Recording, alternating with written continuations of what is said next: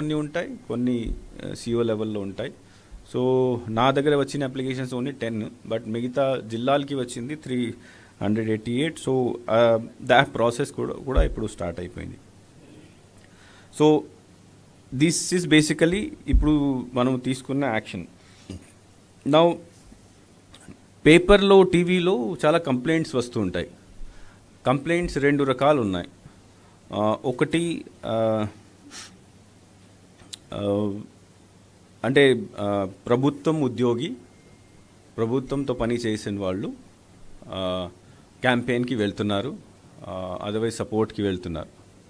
So what direction last time కూడా ఇచ్చాము, నేను కూడా రెగ్యులర్గా కలెక్టర్స్తో మీటింగ్ పెడుతున్నాము. దట్ ఎప్పుడైనా ఎక్కడైనా కంప్లైంట్ అంటే టీవీలో రావచ్చు, న్యూస్ పేపర్లో రావచ్చు, తర్వాత సోషల్ మీడియా ద్వారా రావచ్చు, ఎస్సీ విజిల్లో రావచ్చు. వచ్చినప్పుడు వెంటనే ఎంక్వైరీ చేయాలి. ఎంక్వైరీ చేసిన తర్వాత షోకాజ్ నోటీస్ ఇవ్వాలి. ప్రొసీజర్ ఫాలో అయ్యి వాళ్ళ మీద ఆధారం అంటే ఎవిడెన్సెస్ కలెక్ట్ చేసుకొని యాక్షన్ తీసుకోవాలి. సో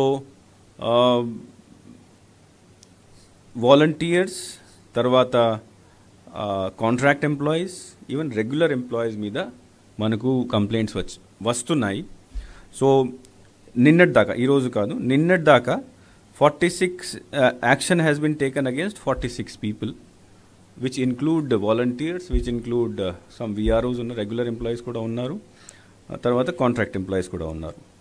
సో రెగ్యులర్ ఎంప్లాయీస్ని సస్పెండ్ చేయడం జరిగింది, కాంట్రాక్ట్ ఎంప్లాయీస్ని తర్వాత వాలంటీర్స్ని ఉద్యోగం నుంచి తీసేయడం జరిగింది. తర్వాత కొన్ని కేసెస్లో వాళ్ళ మీద క్రిమినల్ కేసు కూడా పెట్టడం జరిగింది. క్రిమినల్ అంటే లీగల్ కేసు కూడా పెట్టడం జరిగింది. రెండు రకాల ఇష్యూ ఉంటాయి దాంట్లో. ఒకటి, somebody goes and participates in some meeting. So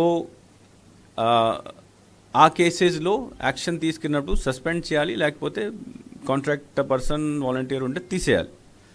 కొన్ని చోట్ల వాళ్ళు స్వయంగా వెళ్ళి పబ్లిసిటీ చేస్తున్నారు. అట్లాంటి కేసెస్ అంటే అన్డ్యూ ఇన్ఫ్లుయెన్స్ కింద వస్తాయి.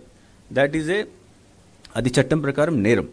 సో అక్కడ క్రిమినల్ కేసు పెట్టడం జరుగుతుంది. ఈ 2 రకాల వ్యవస్థ ద్వారా యాక్షన్ తీసుకోవడం జరుగుతుంది. ఇంకా ఈరోజు కూడా కంప్లైంట్ వచ్చినాయి. సో మనము ఇవన్నీ ప్రాసెస్ పార్ట్ ఉంటాయి. ఎంక్వైరీ చేయాలి, నోటీస్ ఇవ్వాలి, నోటీస్ తీసుకొని వాళ్ళ మీద యాక్షన్ తీసుకోవాలి. So as and when the complaint come, the enquiry starts. మొత్తం రాష్ట్రంలో అందరూ చాలా ఇప్పుడు యాక్టివ్గా ఉన్నారు ఈ విషయంలో. Because now it is only election work, MCC period ఉంది,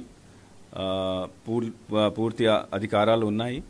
కాబట్టి ఒక ప్రాపర్ ప్రొసీజర్ ఫాలో చేసేసి ఎక్కడైనా మనకు కంప్లైంట్ వస్తే, ఎవరి మీద వస్తే ఎంక్వైరీ చేసేసి యాక్షన్ తీసుకోవాలి. So this is basically MCC మీద. తర్వాత మనం ఏం యాక్షన్ తీసుకున్నాం దీనికి సంబంధించి ఇన్ఫర్మేషన్. అంటే ఇప్పుడు మనం we are collecting the information, we will inform you. But total number of persons ఎవరి మీద ఈ రోజు దాకా యాక్షన్ తీసుకుంది 46. మళ్ళీ ఈరోజు కూడా కొన్ని ఎంక్వైరీ నడుస్తున్నాయి. It is continuous process. మేము will keep on giving you information daily basis మీద ఇస్తాం. దాంట్లో 40 కేసులు వాలంటీర్స్ మీద ఉన్నాయి. క్రిమినల్ కేసెస్కి నేను సెపరేట్గా ఇస్తాం. Because I have information about ప్రస్తుతం ఎంతమందిని తీసేశారు. క్రిమినల్ కేసెస్ ఏ కేసు మీద, కొన్నిటి మీద ఉన్నాయి, కొన్నిటి మీద లేవు. As I said, criminal case అంటే వాళ్ళు స్వయంగా వెళ్ళి పబ్లిసిటీ చేస్తే that comes under criminal case. But if is only, for example, కొన్ని చోట్ల వెళ్ళి మీటింగ్లో ఉన్నారు, that is violation of MCC, అప్పుడు తీసేయాలి.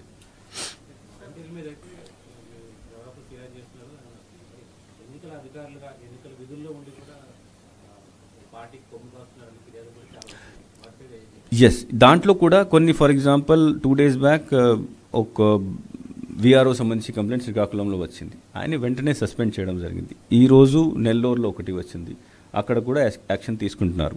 So where ever we get complaint, now what happens that now there is election work, ఇంకేం పని లేదు. ఎప్పుడైనా ఎక్కడైనా కంప్లైంట్ వస్తే ఎంక్వైరీ చేసేసి కలెక్టర్ లెవెల్లో ఉంటే కలెక్టర్, లేకపోతే నా లెవెల్కి పంపించాలంటే, అదర్వైజ్ ఈసీఐ లెవెల్ పంపించాలంటే నా ద్వారా పంపించాలి. సో బేసికలీ అదే, we both complaints are coming against both regular employees contract employees as well as volunteers మీద కూడా వస్తుంది.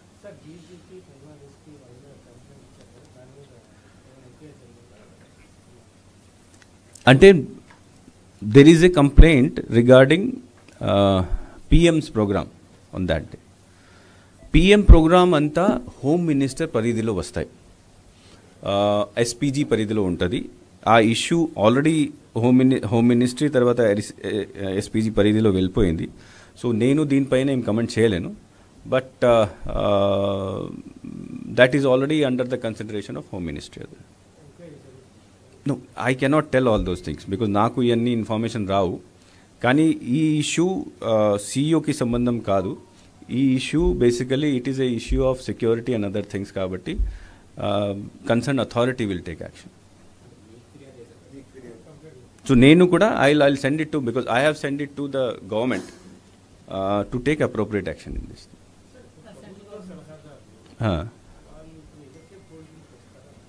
అందరూ వస్తారు. శాలరీస్కి దీనికి సంబంధం లేదు. ప్రభుత్వం అడ్వైజర్స్ని అపాయింట్ చేస్తుంది, అడ్వైజర్స్కి శాలరీ వస్తుంది. సో ఎంసీసీ వస్తే వాళ్ళని అక్కడ పోస్ట్ నుంచి తీసేయడం ఇట్లా ఉండదు. బికాస్ ప్రభుత్వం ఈరోజు కూడా ఉన్నది. ఆల్దో దే డోంట్ హ్యావ్, వాళ్ళకి పాలసీ చేయడానికి అధికారం లేదు. కానీ ఈరోజు కూడా ప్రభుత్వం ఉన్నది. ప్రభుత్వంలో పొలిటికల్ ఎగ్జిక్యూటివ్ ఈరోజు కూడా ఉన్నది. బట్ వాళ్ళకి ప్రభుత్వం నుంచి ఇస్తున్న ఫెసిలిటీస్ లైక్ ఆఫీషియల్ వెహికల్స్ ఇట్లాంటివి తీసేయడం జరుగుతుంది. శాలరీ అందరికీ వస్తుంది.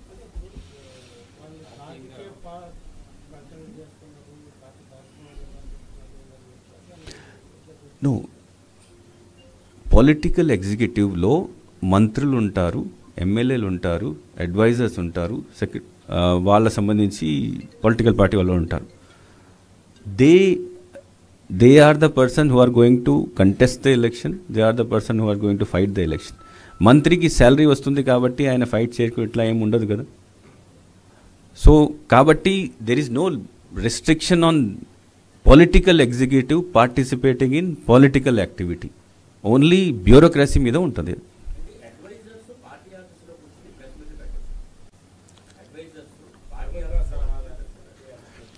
As I said, I am not going into the terminology advisor. I say political executive.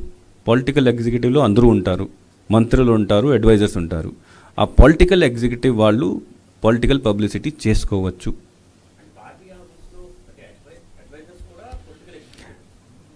అంటే what do you want to say? Advisor is వాళ్ళకి అందరికీ మంత్రి సమానంగా అధికారాలు ఉంటాయి, మంత్రి పదవి కూడా ఉంటుంది. సో నేను జనరల్ టర్మ్ చెప్తున్నాను, political executive. They are part of political executive. Political publicity is their work and there, వాళ్ళ జాబ్ అదే. సో కాబట్టి చేస్తారు ఎలక్షన్ టైంలో.